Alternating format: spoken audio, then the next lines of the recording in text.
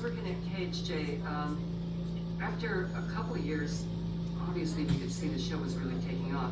I also got Coors at the time, which became a national television commercial. So not just people in LA were seeing me, but people all over the country. So it got a lot of national recognition, and I had gone on the Johnny Carson show and this and that.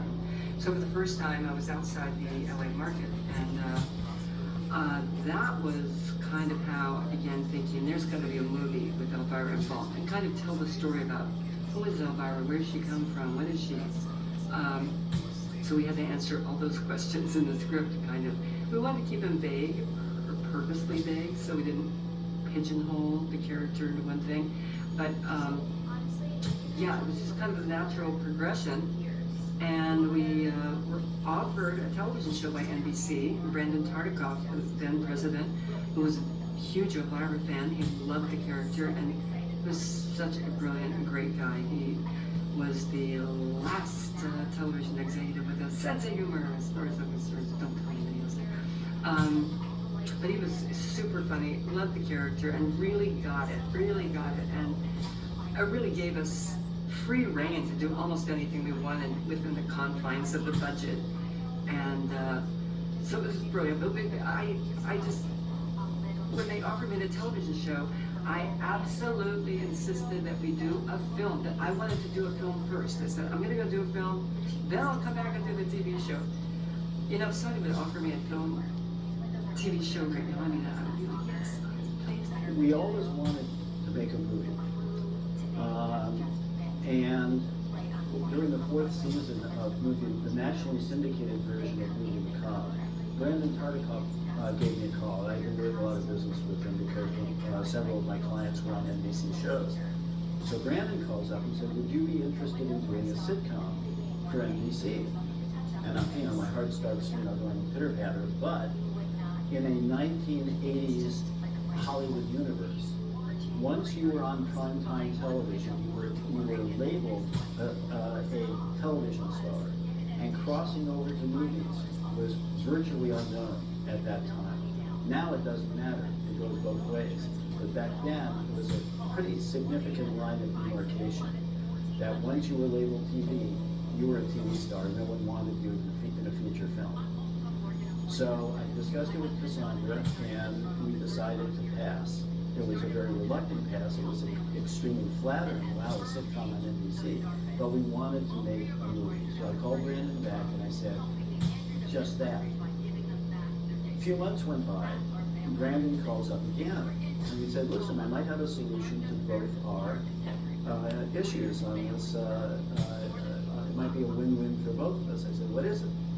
He said that I just secured permission from Jack Welch, who ran GE owned NBC at the time. Jack Welch was the chairman of GE. And he said, I just productions, and we are allowed to make movies. And I told him that the first movie I would like to make, I'd like to make an offer to Cassandra to make the Elvira movie.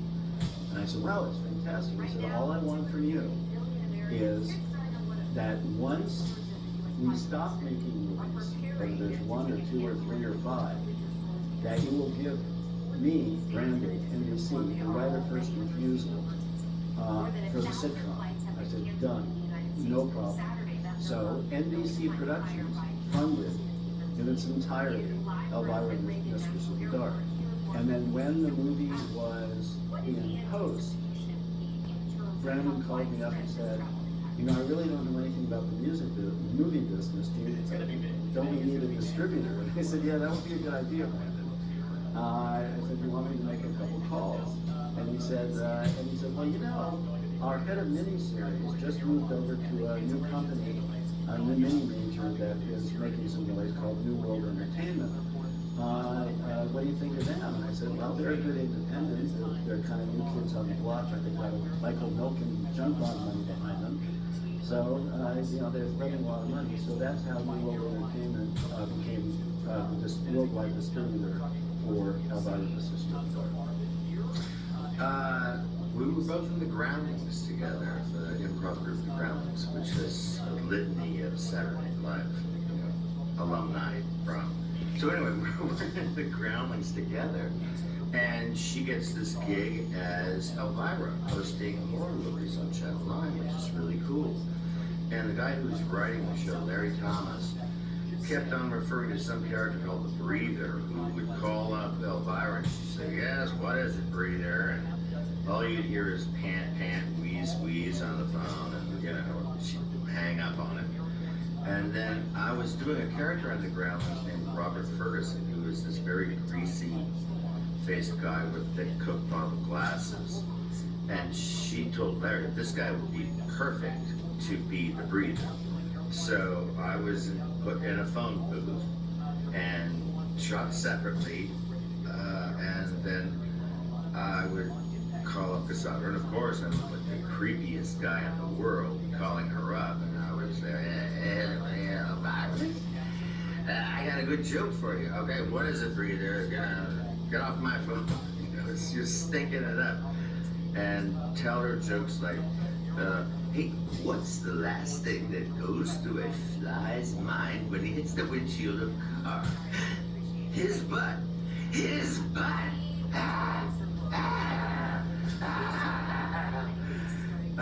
And she would, you know, say something nasty and hang up.